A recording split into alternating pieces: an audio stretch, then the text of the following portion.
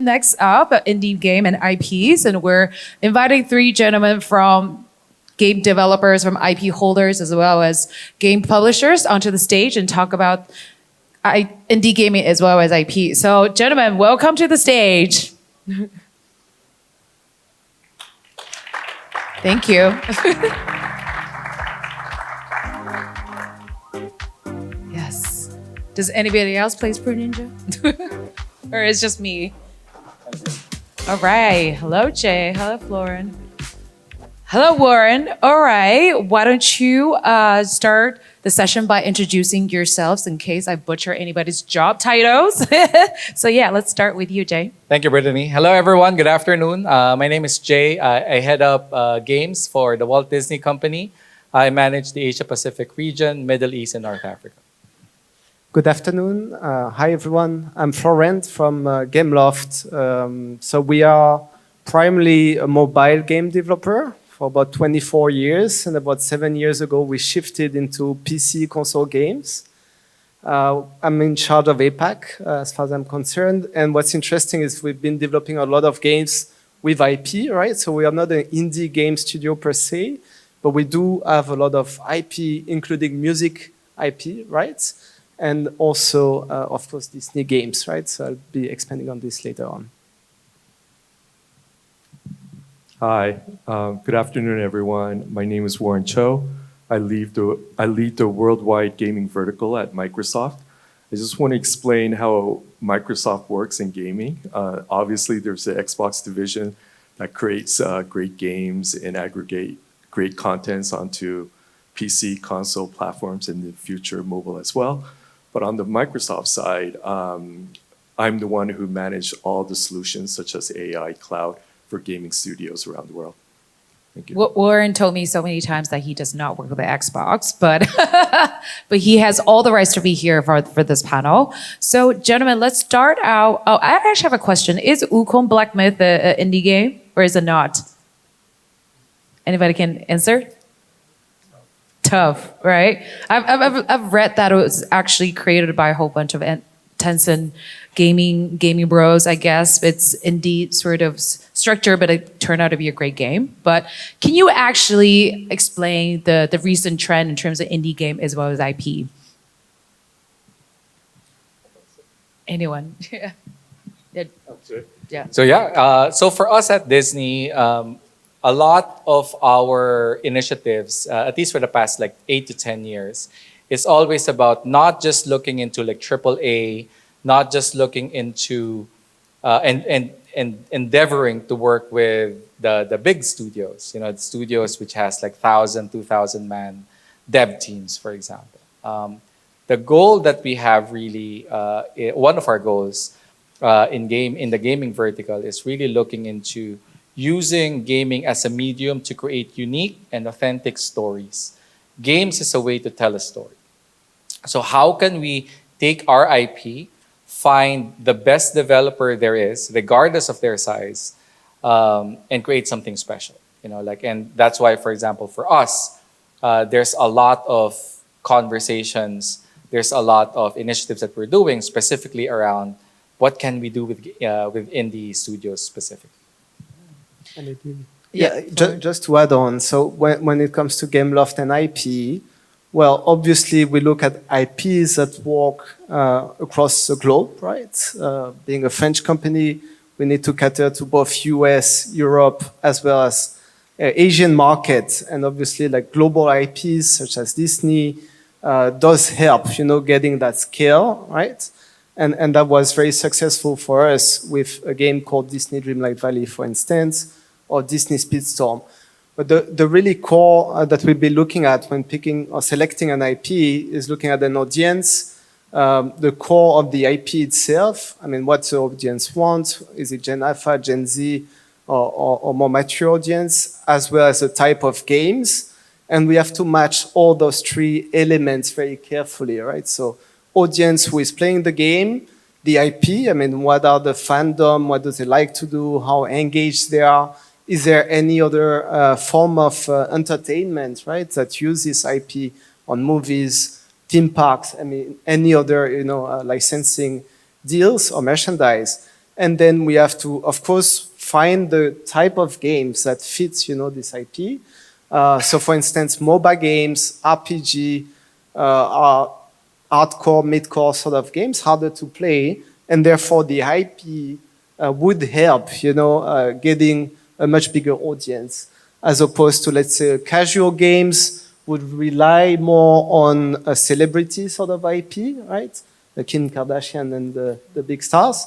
So this is how we really see the trend when it comes to IP. And the second one would be, I would say, on the a movies-based game, right, or series-based game. So we just announced Carmen Sandiego, right, on Netflix, for instance. So that's one game we are developing on account of Netflix based on their own IP, right, the series. Wow. And Warren? Yeah, on my side, unlike my colleagues here, I work very closely on the development side with indie game developers. So at Microsoft, obviously, we have many solutions, especially for our large AAA studios. We have over 35 game studios now within Microsoft. However, many of the solutions are being productized, especially on AI. So a lot of the areas that are being used for our AAA studios, such as AI for QA testing, it is becoming a solution, and it can be used for a lot of indie game studios. So for us, our objective is to democratize game development. So a lot of the indie game studios can be competitive against the bigger AAA studios. That's awesome. Now we've understand the trends a little bit. So I'm going to start with Jay. So as Disney, you have your own IP, but you said that you also work with indie studios. What are some of the criteria from your perspective, right, that you will work with an indie game studio? Yeah.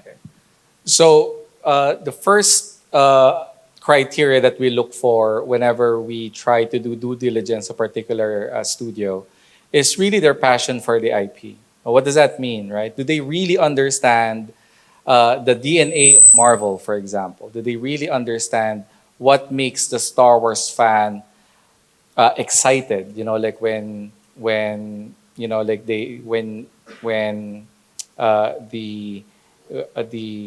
the Darth Vader theme, for example, comes in. Like what makes them really understand? What makes them excited about that?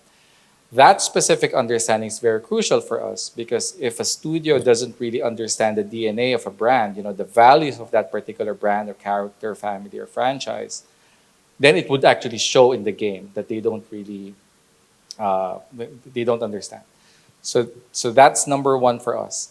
But also number two is studio creativity. Like as Warren had mentioned a while ago, I really feel that at this very moment, it's really the golden age of being an indie developer, because there's so much tools that are readily available. Unlike, for example, like 10 years ago at least, or 20 years ago, where it's much, much harder, for example, to create a game. Studios' creativity doesn't necessarily mean, like ultra 4K graphics and high fidelity 3D models, for example. It's really about understanding the IP and understanding the type of gameplay that would resonate well with the communities. So those two are really important for us. And then Florent, you from the gaming industry, the game studio's perspective, I know you said that Gameloft is not an indie game studio, but from your experience, right, working with existing IP, from a studio's perspective, right, how can you leverage the existing IP to help you to create a successful game?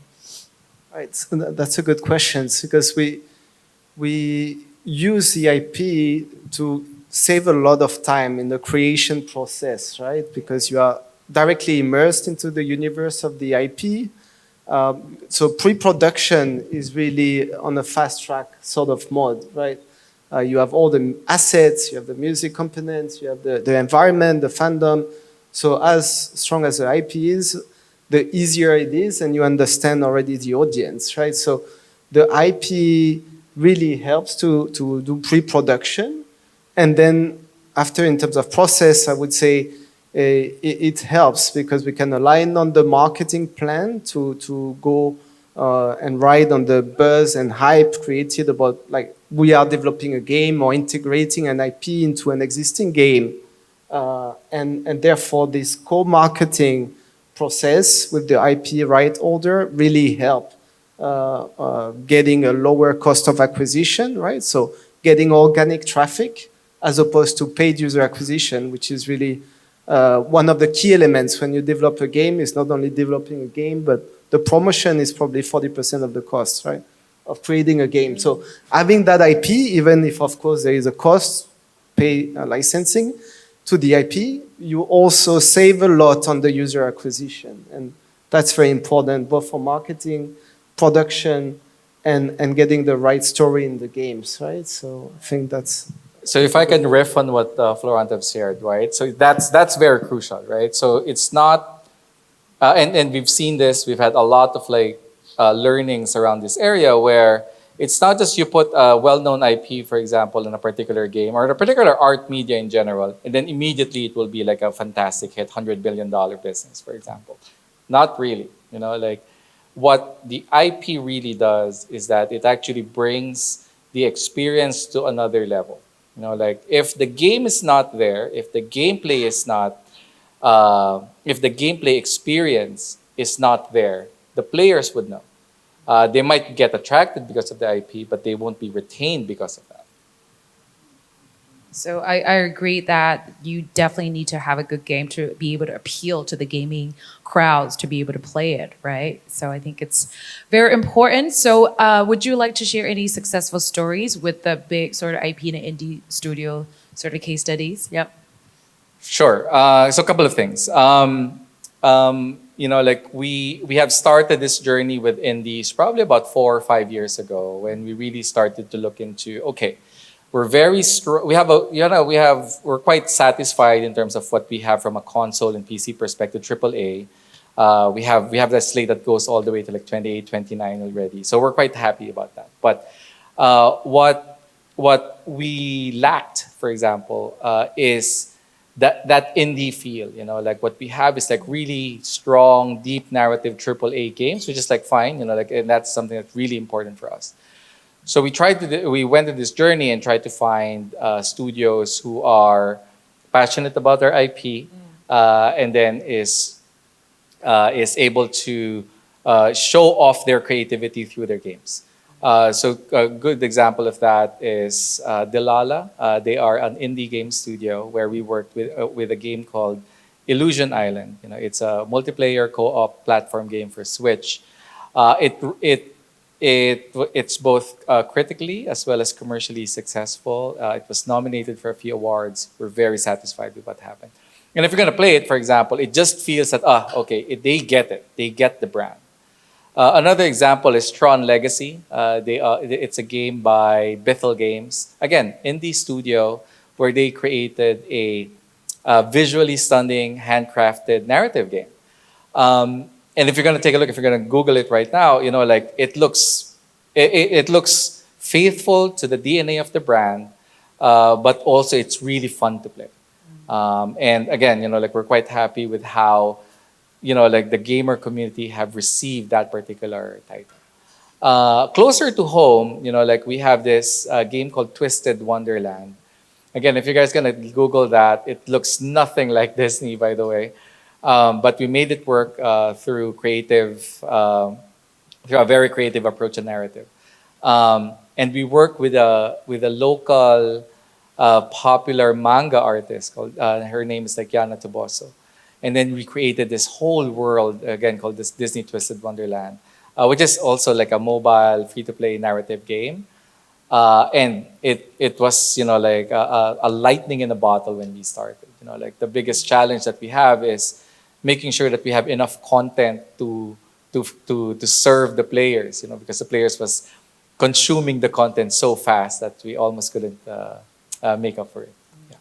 So is it actually a new sort of IP that's created with this local artist? So all of these, like the Twisted Wonderland, Illusion Island, those are all like original art style, original stories that they have created using existing, well-loved, globally renowned IPs. I see. That's very interesting. So Florent, so you've definitely worked with Disney and you've worked with big IP from your perspective as well, right? So how do you feel like have the balance of having this creative sort of control while sticking to, let's say, the brand guidelines about, oh, this is what a Disney character should look like? That's a tough one. Yeah. Well, the studio for us who made that big success and hit is in Canada, right, Montreal. And I think they really understand also the culture and universe of Disney to as well take this liberty of doing a bit more in terms of universe around the characters, I would say. And I'm talking about Disney Dreamlight Valley, which was our first real PC console game, while we were, as I said earlier, doing mobile only before. But the PC console game became very successful for us. And we changed the business model. It was not in-app purchase, but just outright purchase. And I think it's also different ways. So you put more attention on the game itself and the characters and the design and probably the sound and music environment, as opposed to monetization to make sure your free-to-play game makes money, right? So it's a bit of a different approach.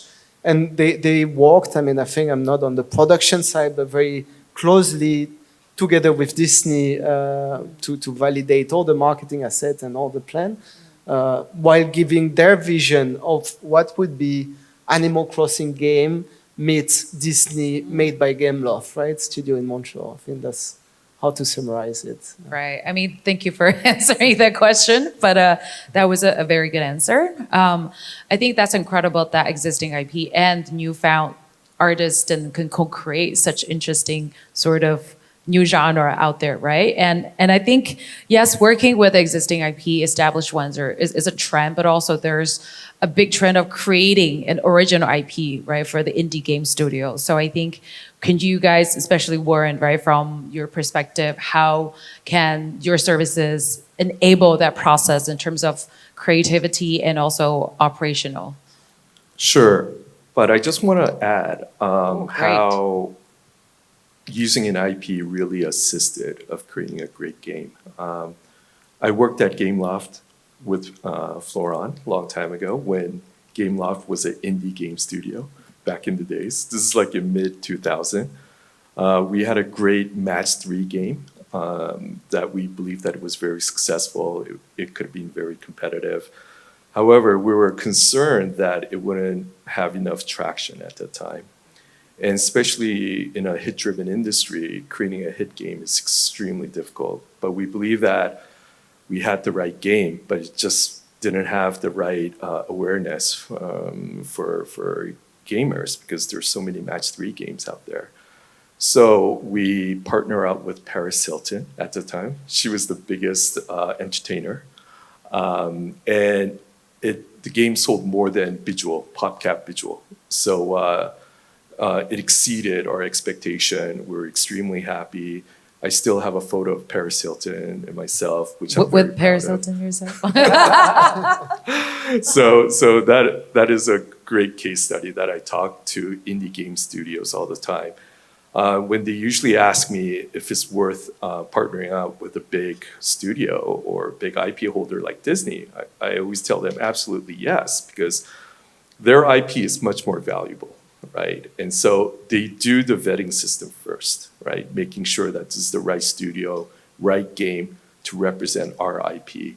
So if the big studios, the big IP holders are satisfied, you're 50% winning the game. So obviously for indie game studios is very advantageous to partnering up with big big IPs and big studios. On the creative side, creating your new IP obviously is not easy. So on our side, we're making sure that the development cost is extremely low. So the indie game developers have the opportunity to go out and acquire the adequate users, to have the adequate funds as well too. And most importantly, have adequate funds to finish the game. So we're here once again with our many solutions within Microsoft. Obviously, they're battle tested because they're used by our bigger studios first. And then we introduce to our third-party gaming studios. And so hopefully through our solutions or many other great solutions out there, whether it's from AWS or Google Cloud, there's so many opportunities to lower your cost, your development cost. Then you have a better opportunity to spend more money on marketing or spend more time on game development as well. Yeah. Just to add on creating your own IP, I think we've been doing some games for quite a long time, as you say, the Gameloft, but we had some IP that are like 10 years old and really have a fan-based community. And we started from scratch, like Order and Chaos, Dungeon Hunter, Gangstar. It's like games where we developed our own IP. And what we see attraction from indie studios, external studios, that want to use our own gaming IP to develop a totally different kind of game, right? Mostly from Asia, right? So talking about China, NetEase is doing Order and Chaos right now. So it's a Gameloft IP-based game developed by a Chinese company. Similarly, we have God Games with another titles of us, Dungeon Hunter 6, and even expanding into arcade machine type of games. So we really see the IP games going into the hands of another studio as a new trend, licensing out as opposed to us licensing in some IP. So that's something we see a lot developing. Right. And also Web3 games, of course, that is trying to get big audience with IP. Right. No, absolutely. I think it's inspirational to see I mean, that's what I've learned at indie games in terms of creativities, right? I think everybody actually can go a little bit crazy on the idea as long as they know there's an audience around. And when it comes to user acquisition and marketing, it will be a lot more authentic, right? Because it's IP that's created for the people, by the players, which is something that's incredible from your perspective that, you know, gaming companies are licensing IP from your perspective, you know, from your company as well. So let's talk about regions, right? You just mentioned China. I think what are the other sort of markets that you're pretty excited about in terms of, you know, looking at the indie studios? Wow, there's such actually, you know, like across the board, you know, like not just the incumbents, you know, like obviously there's always has been a very strong indie community in established markets like China, Japan, Korea. That's a given. However, past 5 to 10 years, I've seen such explosive growth, you know, like of indies just, you know, like bootstrapping, believing in themselves and just doing whatever they can to like publish that game on Steam or on Apple and Google Play. Particularly in Indonesia, in Vietnam. I've seen a lot happening in Turkey, Istanbul, primarily, and even in Israel, Tel Aviv. There's so much case studies, you know, like of guys who just started, like 3 guys, 4 guys, and now all of them are like billionaires. Right. You know, like because they've just followed their heart, you know, like and they just do what they love, you know, like and again, that's not unique, you know, like again. If we're gonna take a look at, you know, like Hoyoverse, which is the company behind a very popular game called Genshin Impact, those were started by high schoolers, like 3 high schoolers. Wow. And now they have like 6,000 people, billions of dollars in revenue. It's amazing. Wow. Florent, in the region? Yeah, I see government support as well as really right. backing up a lot of those indie studios, and that's a great thing to see. You know, like IGDX, for instance, in Indonesia, which is Indonesia Gaming Development Conference. So Thailand is the same, Vietnam. So they're all getting a lot of support, right? Incubator, access to services of much larger companies. And connection, right, for finding the right publisher. I think one of the key questions when you are in this studio is, do I self-publish my game or do I find someone else with more marketing muscles to actually push and promote? And when you have the IP in hands, you maybe skip that publishing part or you might need it to some extent. but it is not something necessary or mandatory, sorry to say. I love the collaborative nature. I love the fact that the governments are behind everything, which is pushing this movement forward, right? Yeah. So, Warren, what about you? Yeah, Jay pretty much covered all the major regions. But one area that's very unique is India. They work on real money gaming genre, which is quite unique. It's very, very popular in India. And yeah, I mean, you see so many innovations coming out of India as well too. So it's just a matter of time that you'll see a very popular game coming from India. Right, we have Not Win Gaming in the house, so definitely make sure you catch up with these guys. So let's look forward a little bit, right? The future of indie game and IPs. Where do you guys think it's going? For us, it's certainly very bright.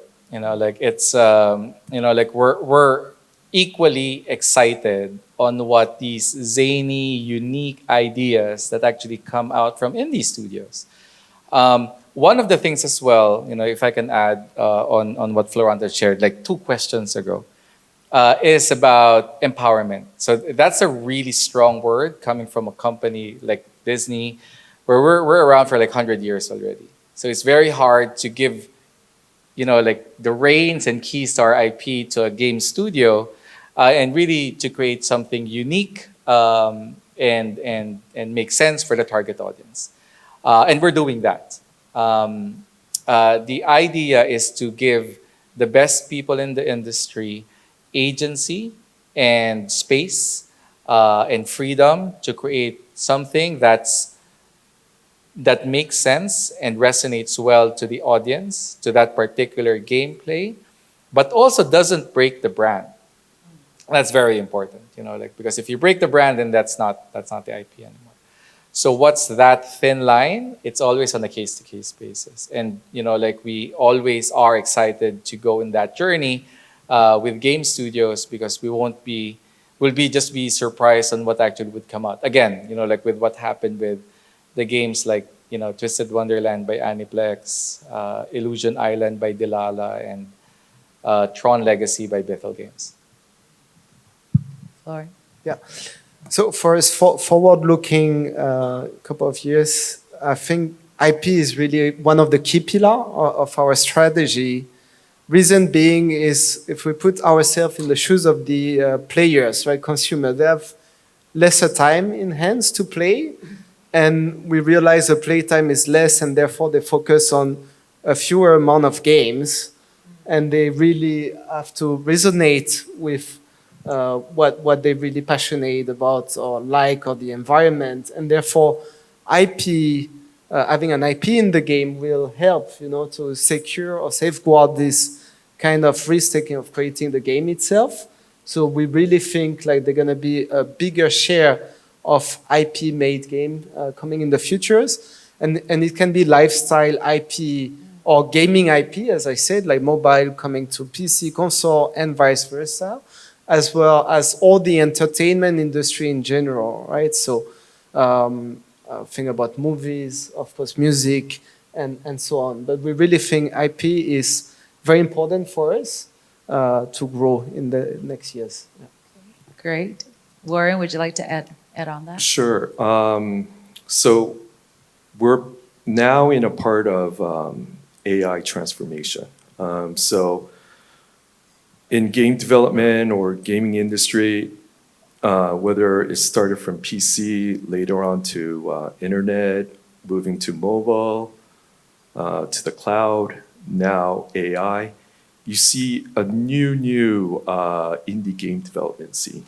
And so, because there's just a technical shift that it creates so many opportunities, new opportunities. And for us, we see it over and over again, how through AI technology, you're lowering your costs, you're becoming more competitive, you're being more expressive on the games that you want to develop.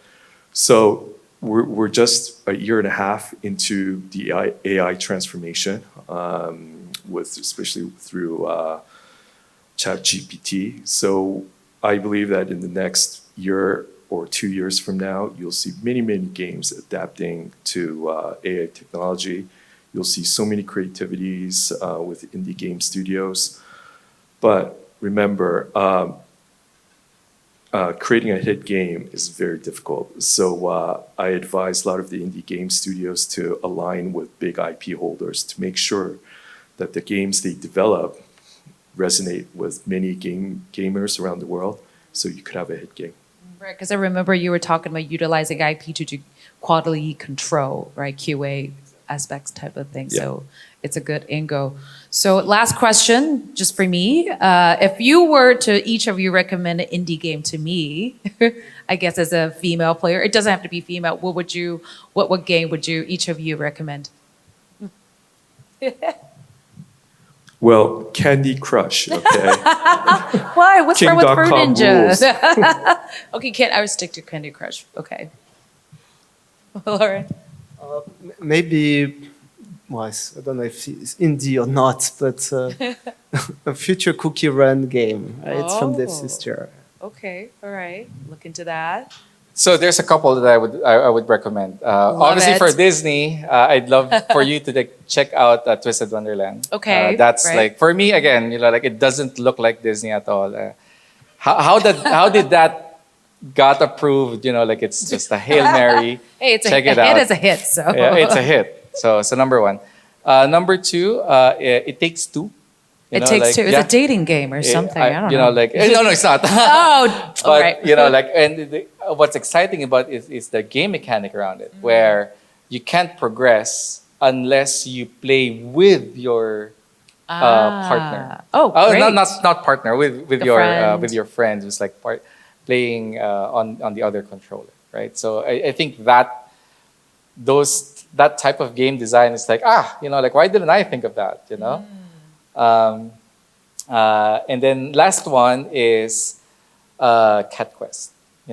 Cat Quest. Yeah, they are like an open world game. It's actually done by a local studio here in Singapore, Indie. I mentored them before, but they're really, really good. And I'm not saying because I mentored them, but because the game is like really good. Then they're on their third installation now, and it's just really fun. If you like games and cats, this is it. Cat Quest. Sold. All right. Thank you so much, gentlemen. Indie Game and IP. Thank you. Thank you, guys. Thank you.